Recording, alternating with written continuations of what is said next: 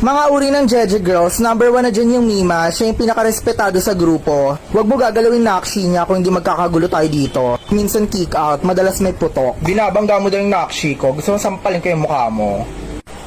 Number 2 is yung nakshi, mga first year high school na maaasim.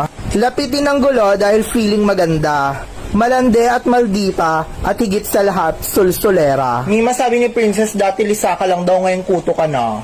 Pangatlo is yung mga boyish Jeje Girls. Laman ng computer shop. Hindi daw siya pala ayos, pero ang totoo is dugyot lang naman talaga siya. Ginagamit ang Dota para maka-aura. Paano mang skill? Pang-apat is yung Jeje na katingera. PE lang pinapasukan para warm up daw para makabakod.